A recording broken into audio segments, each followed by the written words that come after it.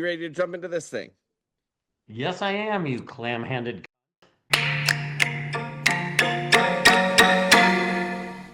Welcome to this episode of the Prestige-ish Media Podcast. I'm your host, Craig Lake, and with me is someone unlike Sir Arlen. He's not even a shower or a grower.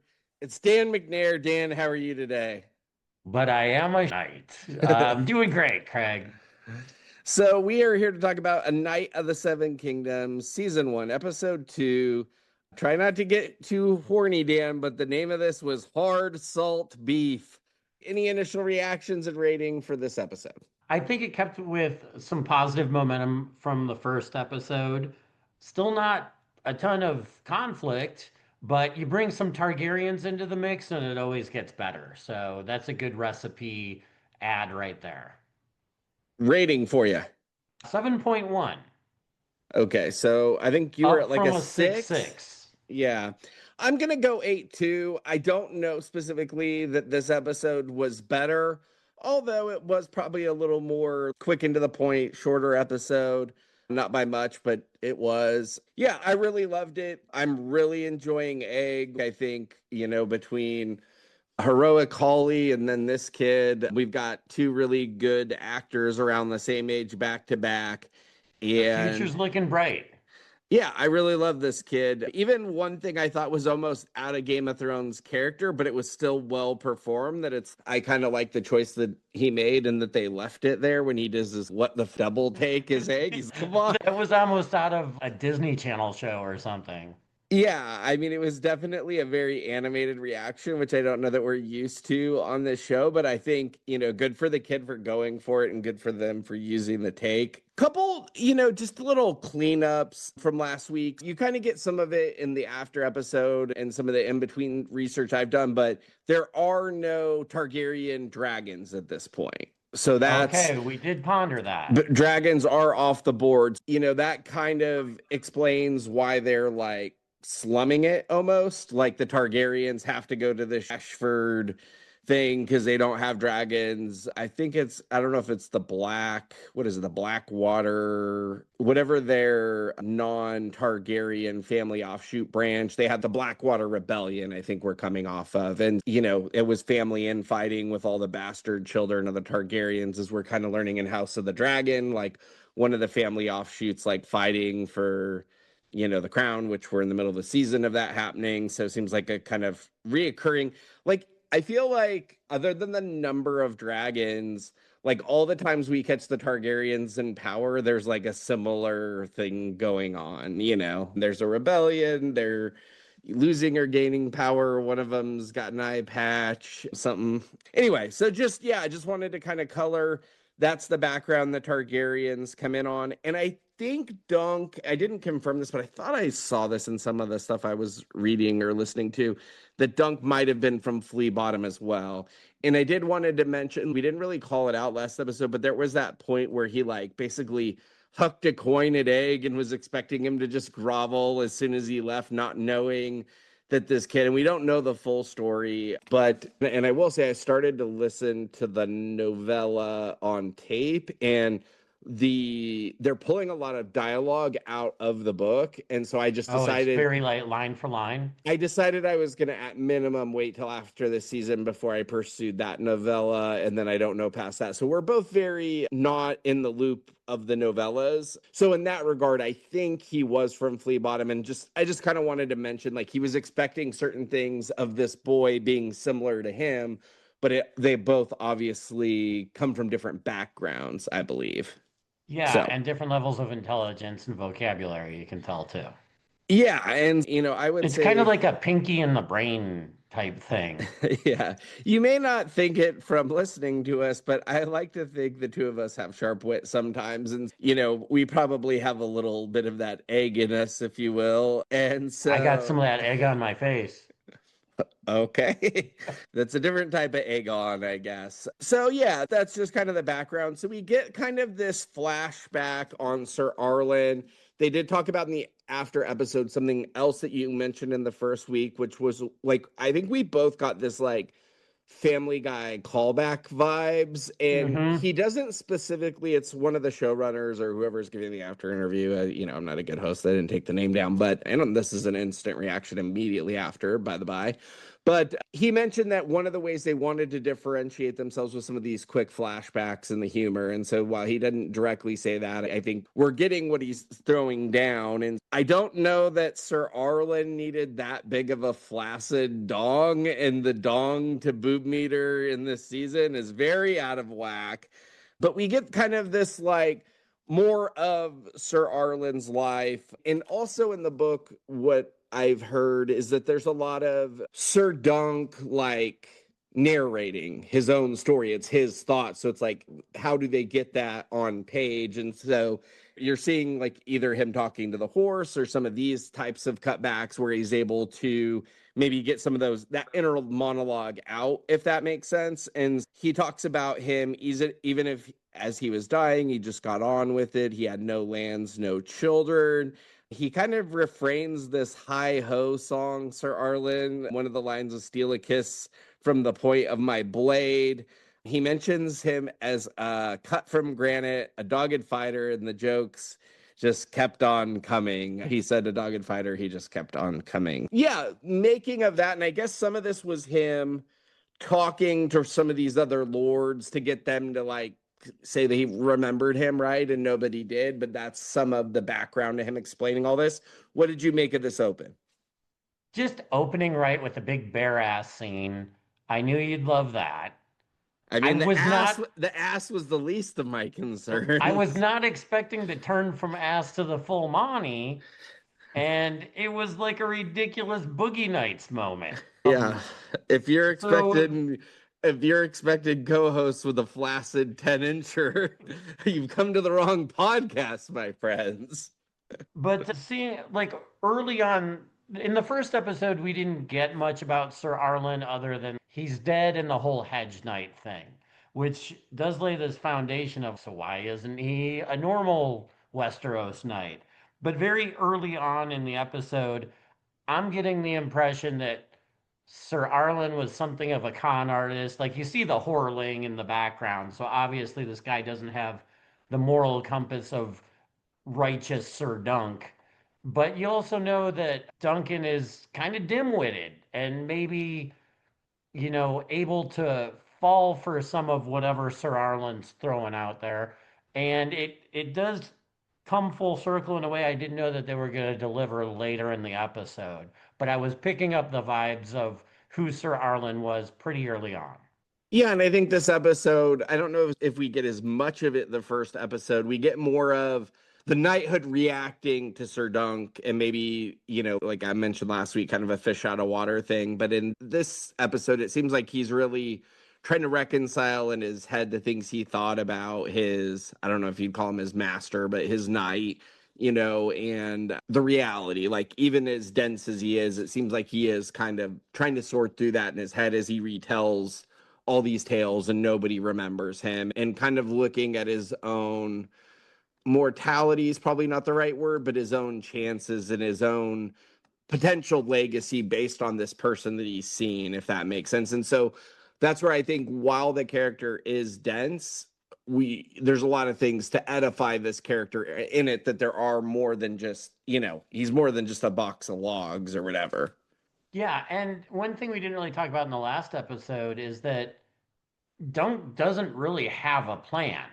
He just kind of gets on this, I guess I could be a knight now kick without really knowing the how, the where, and the why. But once his master dies, he's kind of aimless. He's not even really sure, what to do. And this is kind of like the only idea he's got to go after. So he seems to go full head on through it. Yeah, and as Mike Tyson once said, everybody's got a plan until they get hit in the mouth, right? And I think you see him, kind of come to terms with a lot of different things. And so as this is coming on, I think does he ask? Oh no, I think it's Egg who says to him, like, was he a knight? Nobody remembers this guy. And Yeah. then he starts talking about something of, he's always like almost deferring to these guys, and he gives them something about turn his asshole into a lance hole or something. And so I do think it's funny that like we see in this episode like Egg presented is somebody who feels puny and doesn't want to feel so small, and maybe that being his weakness. But you could also have a character like that's very sharp tongue, but not like feisty. And I would say he's very feisty, which I think is a positive. Like he seems like a bit of a fighter. Yeah, I'm getting Arya vibes, but not quite as much of a fighter. Yeah, and maybe more, maybe not quite, but just sharp tongued, like maybe a Lady Mormont too. And, we obviously didn't get as much of her as we got of Arya or as we're getting of Egg. So I think that's another fair comparison. The Targaryens kind of come in, and to your point, just this random like kid or something is, can't you see the banners, you giant cunt? And, I think it's funny that because the Targaryens or their Egg doesn't want to directly engage, it seems like. I think that's more of our clues of what's going on with him. But he talks about, can I have his sword or mace to run off robbers with? And like, it's just funny, like him kind of going through the list. And I feel like we've had that trope a few times in the last few shows, like with the Stranger Things and the flare gun. and Last of Us, and like Ellie always wanting the gun at first and not having a gun. But yeah, both of those come to mind. We see him like be treated almost like a servant as one of the Targaryens. It seems like one of the younger ones that's like, you know, we know one of the dads is probably next in line, so he's below that, you would think. But he starts to talk to Sir Duncan about boarding his horses or fetching him women, and he's just kind of going through that thing. And then I thought it was the Night's Watch, and I guess is the Night's Watch the city patrol, and the King's Guard is the Night's Watch isn't the Watchers on the Wall, right? Or is the Night's Watch No, then? both groups that you talked about, the King's Guard is more like a royal inner circle, the way I see it, and the Night's Watch is kind of like a King's Landing police force or something. That's what I was remembering. But I do think it's funny that, and that's what I got from the stop ye raping or whatever that was last episode. But Good sir, stop raping, good sir. but I think obviously like the Night's Guard is like a step above the Night Watch, or the King's Guard is a step Yeah. above the Night's Watch. And so last episode we saw him, wanting like the Night's Watch would be such a step up for him. And then, he sees these other people and he gets somebody that he thinks, that we find out is like one of the richest crabbers in Westeros. But he thinks this is like a common person like him that's kind of risen, this crabber at Duskendale. And they're talking about where a decent place to take a. So you got crappers and crabbers. Yeah, and I'm surprised he didn't say, "Do I know the tree for you, sir?" But yeah, And thankfully we didn't have to see it. I mean, it was either that or Sir Arlen's dong. So yeah, no winners here. Advantage push. So yeah, the Targaryens are slumming it. He does immediately call himself Sir Duncan the Tall. Go ahead, Dan. I was going to say, we get a lot of names thrown down, and I was kind of trying to track as best I could. I'm sure it'll make more sense later, but Targaryens like to throw the same names around a lot. So there's a Baelor Targaryen, and apparently his brother is Maekar. And I think we see both of them in a tent later. But you mentioned the younger one. I'm going to call him Draco Malfoy because that's as close as he kind of seemed. And you did bring up the point that like Egg kind of runs off and hides like he doesn't want to be found out.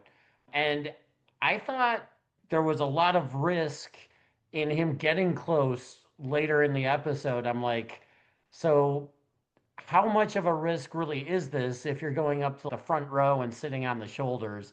I'm sure you've probably got your own take on it, but just the fact that he sees the horses run across at a great distance and he's, I'm out of here. And then he's, okay, let's see how close I can get later on. I don't know that I Yeah, really track that.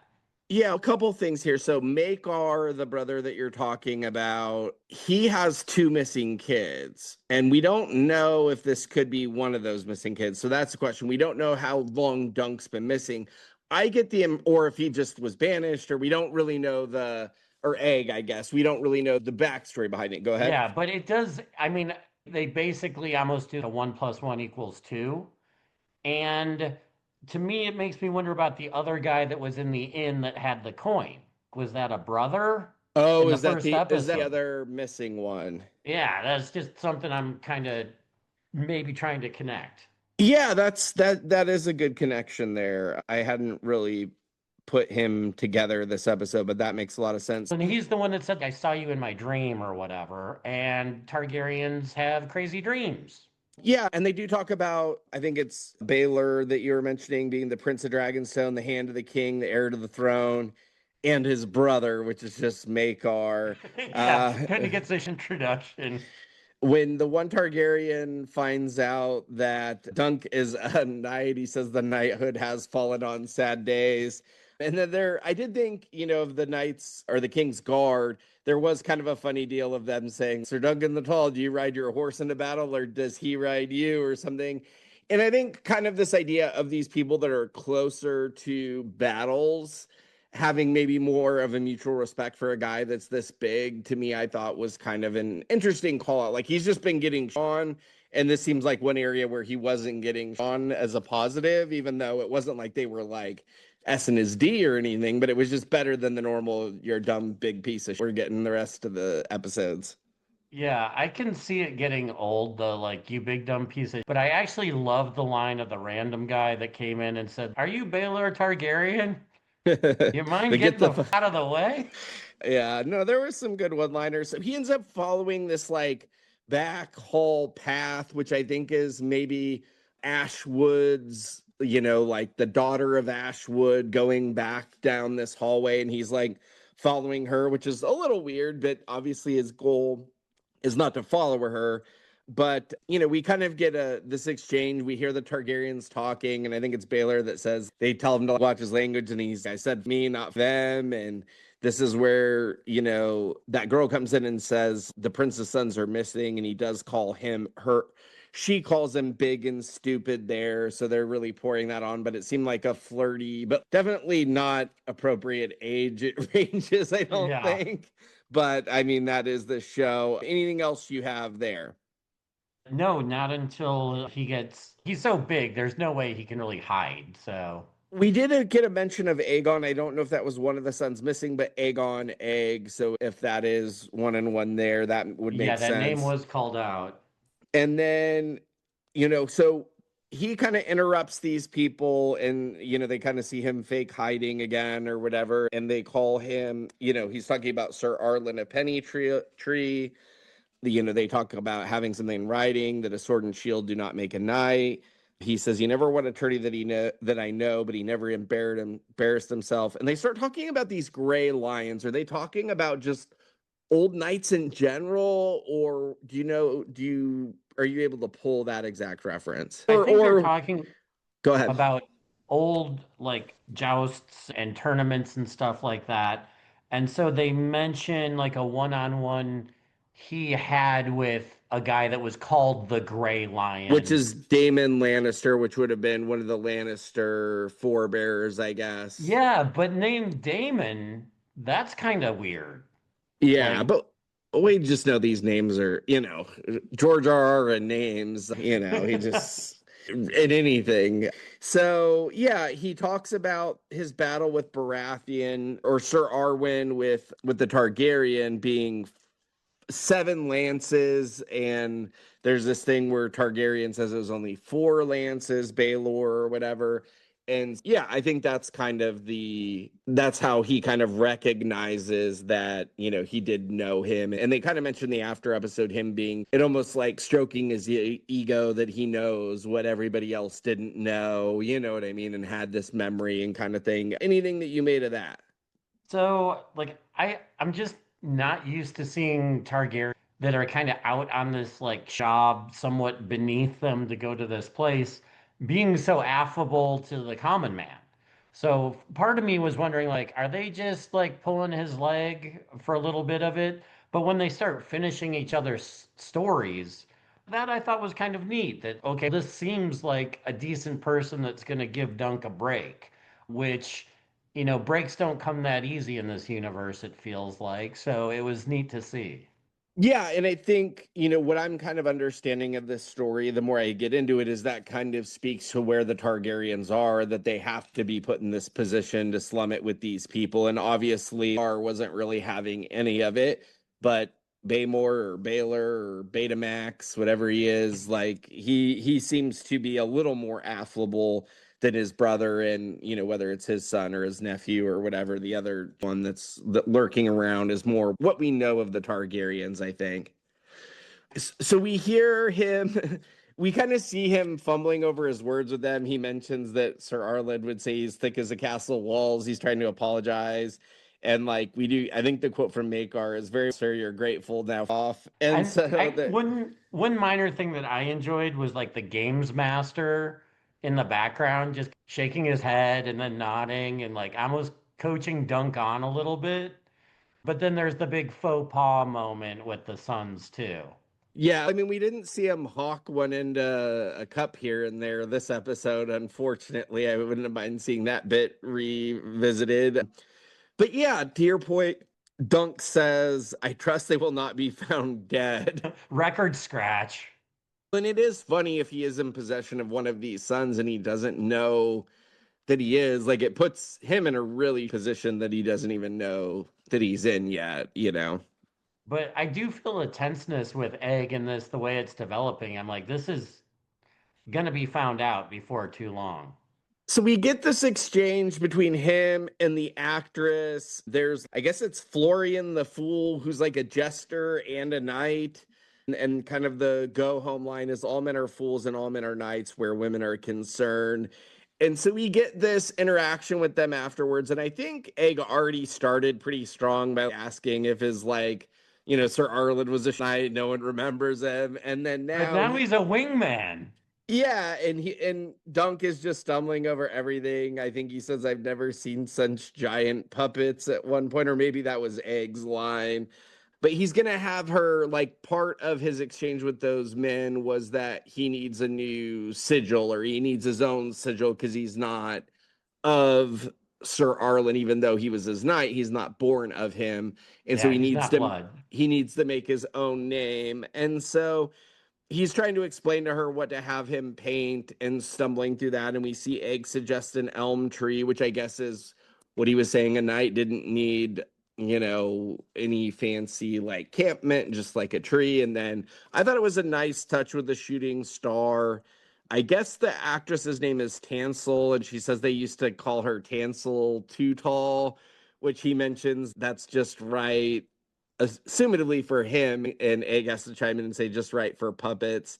And then we get kind of this funny exchange with Egg and Dunk afterwards, where he was asking how he handled it. He said he didn't think he handled it very well.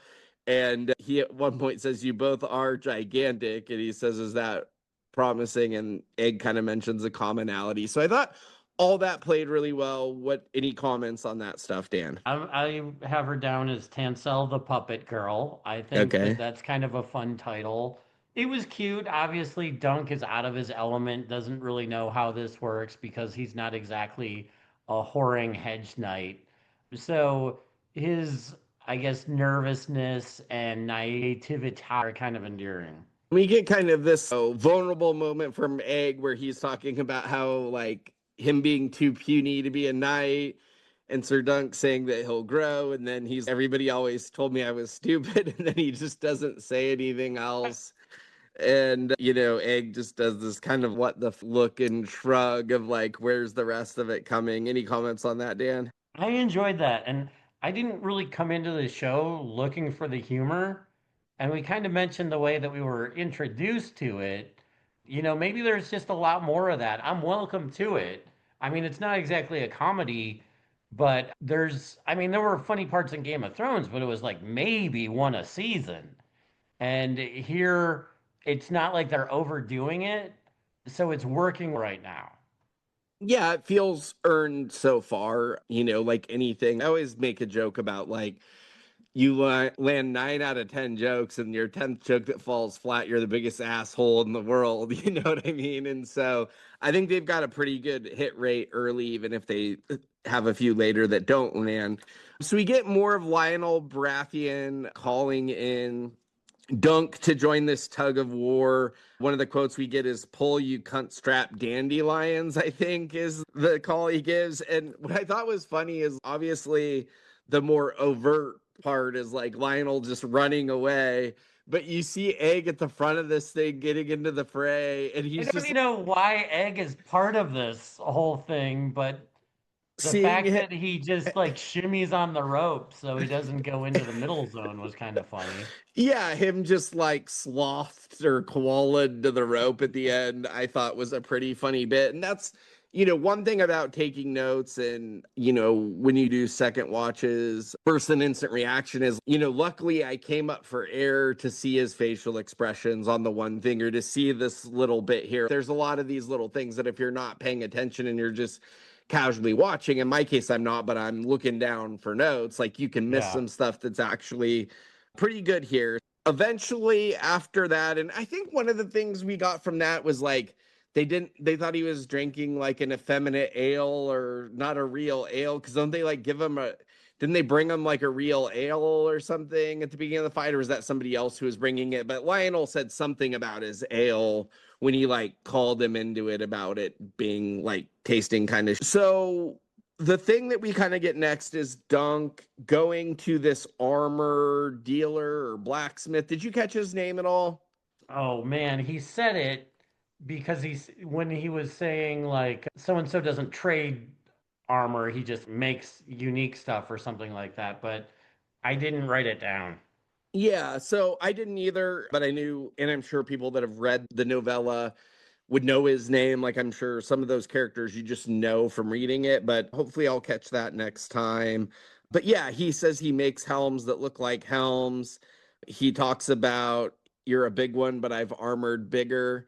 And Hio. And then yeah, it's like an 800 cupids for this quidditches for this armor, so he says he'll do them like 600 with a trade-in and that'll melt down the smaller man's armor, which is Sir Arlen's armor. And then for me, being kind of like the saddest part of this episode was Dunk having to sell his white horse, and I didn't know why he didn't sell one of the horses he talked to less, but maybe that was the plan all along. Maybe that's why he was walking that horse through town. But he says, if I win, I'll come back and buy you again, I swear. Once he sells a horse, he gives them extra coin to take care of the horse that night. What were your thoughts on him having to sell his horse? I mean, you're going through the side quest where, he's got to get his own sigil, he's got to get a paint job, he's got to get armor. So it almost feels like an RPG where you need certain things to go on this quest. So it didn't surprise me. I mean, he had speculated about selling a horse for food in the previous episode. It happens here. He's still got two. I'm wondering if things are going to get worse and he's going to have to further do this or where it's going on the whole horse selling scale. What's your cat count at this point, Dan? I have two cats. So if I were to just say, he sold Canerco, he still got one on the fire, like no big deal. I mean, he obviously has a care for these animals, and it's the only thing he really has from, his knight or whatever, besides, the armor, which he's selling. I mean, he's probably going to have the sword, and that's about it. So I just thought it was pretty emotional. We get Egg trying to drink cider and kind of this exchange. So he was talking about how maybe if he wins this tournament, it was kind of like a there's no looking back now kind of thing.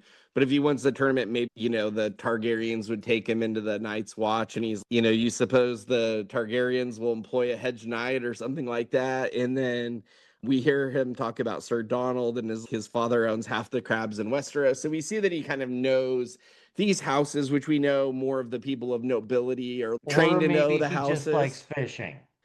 That's what he did say. So I thought that was funny. And there is a history for that with him being a good fisherman. So maybe he has fished with this knight before. You know what I mean? That would make some sense. So as we see them all go to the battle that you're talking about, Dan, There's kind of like an Ozzy Osbourne moment where the ginger from the last episode bites a fish head off, right? I did have an Ozzy Osbourne note, so we're tracking there. We get Baylor's son, who I think is in the mix. I thought, so was it just like a heckling when that guy is like Lord Ashford, the sheep? I thought that was like just a like good heckling moment. So that actually played really well. But there is a point, so I couldn't, Not for the sheep. there is a point where he puts egg on his shoulders, and to your point, that would cause a lot of attention to him. But I couldn't tell. I read it two ways, and I'm curious what your read on this is. He kind of awkwardly asks him to put him down at one point, Dunk. And I couldn't tell if it was as he was watching these other, because they make a point where the knights are yelling squire for their things, and the squires are having to do these kind of hard tasks to get them stuff in battle. So I didn't know if it was him saying, hey, I can't be a kid. I need to treat this, like I'm a real squire, or if that he was worried about being seen. But there's a point when he kind of awkwardly asked to be put down. So I think it's one of those two or both. Did you have any read on that? Yeah, I didn't know exactly how to take it. Like they could have really telegraphed it with editing, like focusing on one of the Targaryens up on the dais, like looking out in that direction, and that would have, drawn a very linear line there. So I don't have a complete read because then he does seem to kind of push forth to the front of the crowd at the same time. What I think one of the things that we can get this from this for sure are, regardless of what his like concerns are of being found out, like one, with a shaved head, he's going under the radar.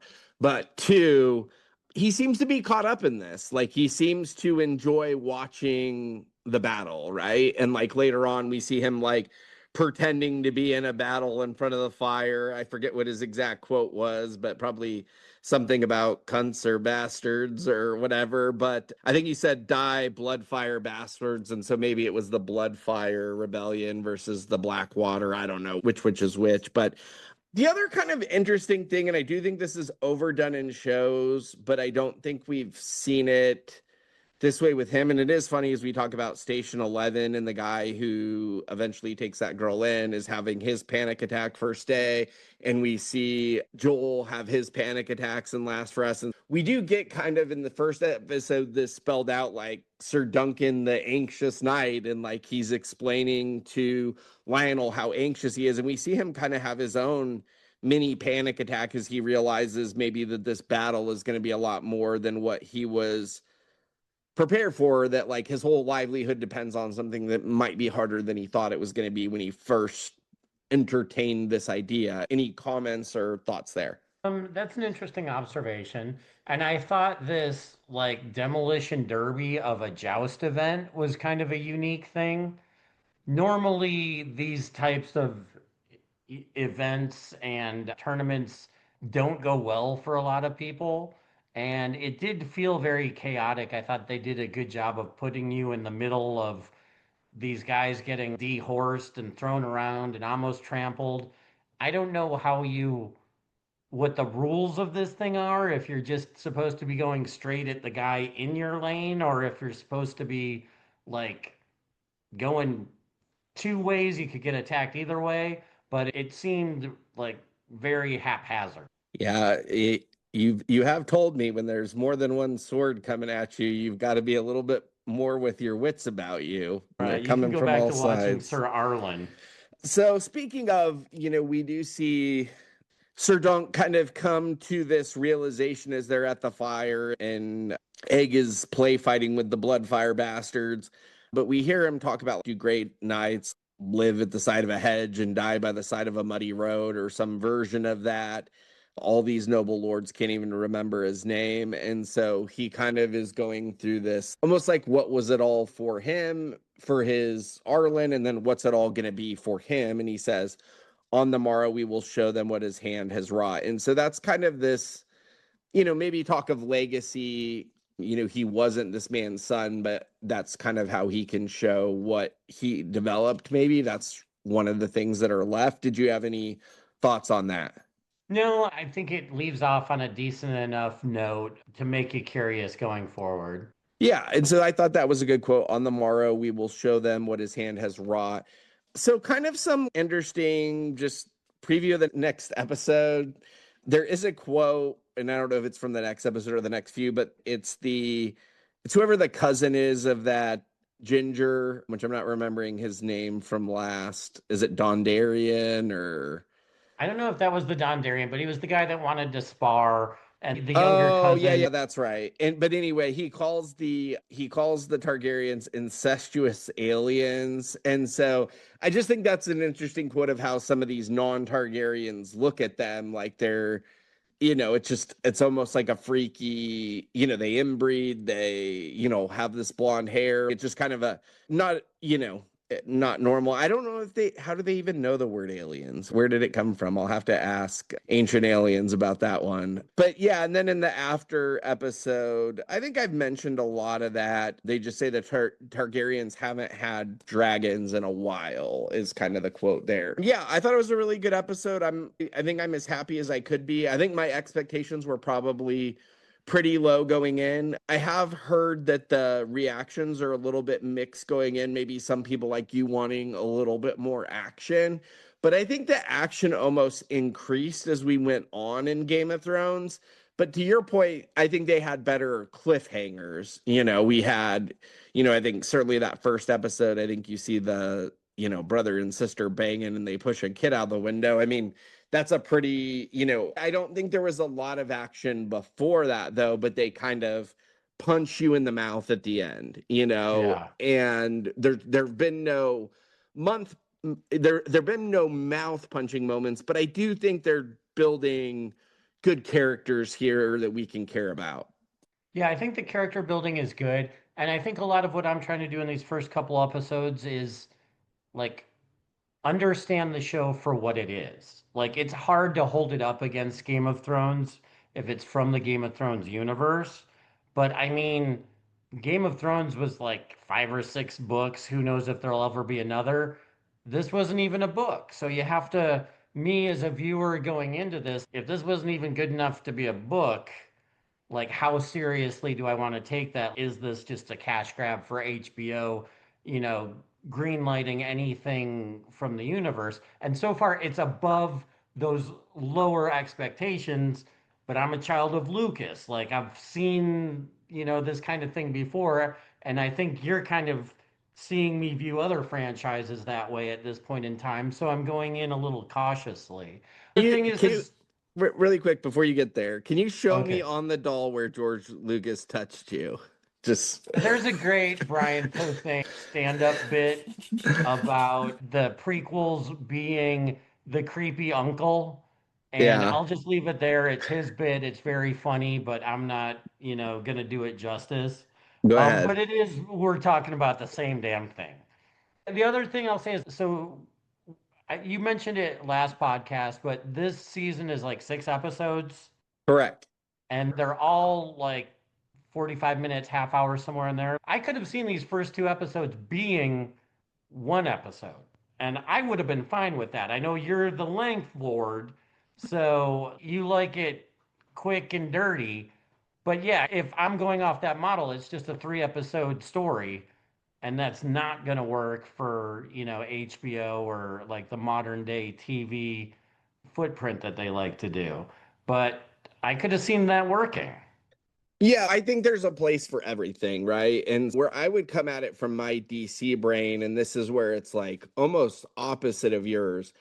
The kind of point I got to as a DC fan, and this was kind of during the Snyder stuff, was I was so excited to see something different. So, like, a lot of people are like, this isn't my Batman. And while Ben Affleck, for me, is like the best Batman in costume in live action, rest in peace, Adam West. But I just like DC animated used to be really good. It's really fallen off, and even Scooby Doo animated. But you used to get a new Scooby Doo every year and one or two Batmans. You'd usually get a Batman and a Justice League, and they were from these different areas of the comic universe. And comics has kind of these elsewhere tales, right, where they don't have to be Hmm. in canon, and you can get these bites. And I got to the point at properties that like I know what these properties are supposed to be. I've seen them in many different forms. If I'm just watching the same thing that I already like, I'm just watching the same thing I already just watch what you like. You know what I mean? And so I really like the idea of getting different takes.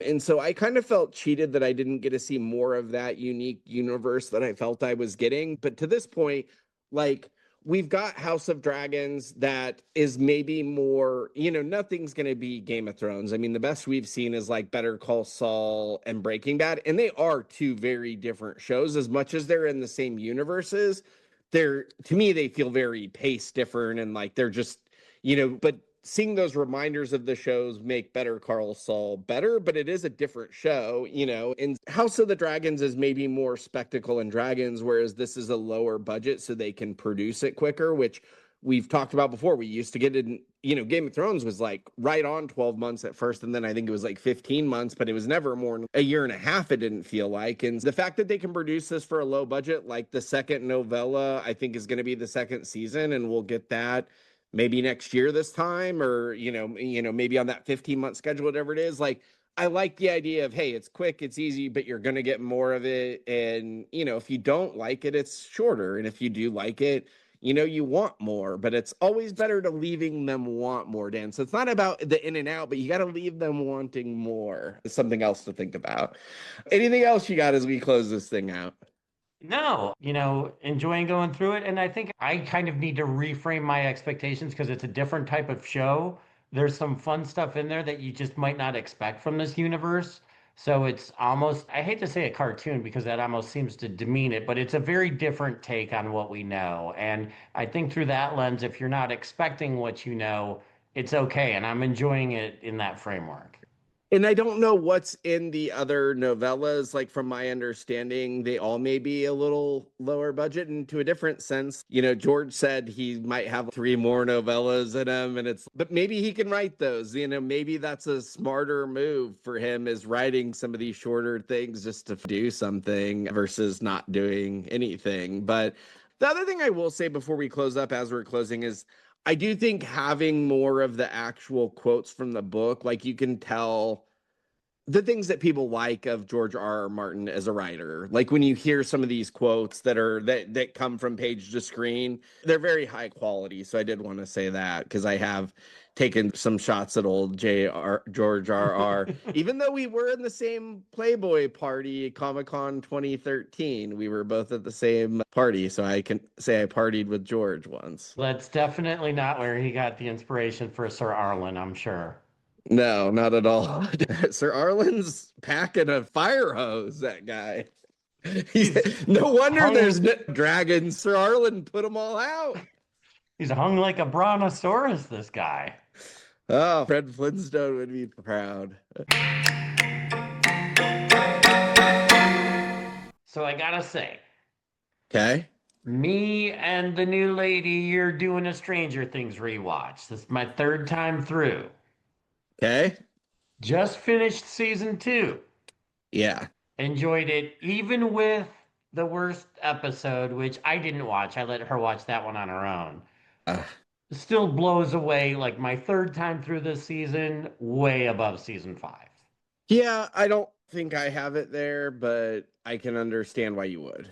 And to be fair, a lot of people have season 3 below 2, which I don't, but whatever. And I get there's parts of the 2 seasons that I get kind of backwards, but the first 5 episodes are kind of like an album that's like banger after banger. Yeah, it's just not my thing. I think Elle's wig is even more annoying than her being bald. There's some good to it. I mean, the most of the Max stuff is good, and they didn't really do anything with it. But isn't the whole first season like her brother's like racist, but then nothing really ever happens with that? Isn't that kind of a thing that happens?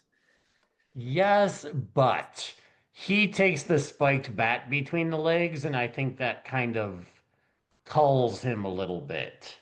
But I mean, I just feel like there's just some things in that season, like the initial go at Max of being the abused sibling, and then with the racist and physically abusive at minimum brother. It's just, I don't know. It's just not my thing. I can understand why you like it and you think it's a good, like, obviously I like Will probably least. of the core group, not like including Well, it Jonathan, feels like he obviously. forgot how to act after that season. I mean, you think it's a really good season for him, and I think it's his best season, but I still think he's a weirdo.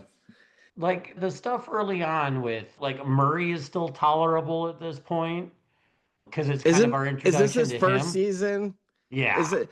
And I still thought that was weird. Like he's trying to get him to bang, and I just think it's all weird.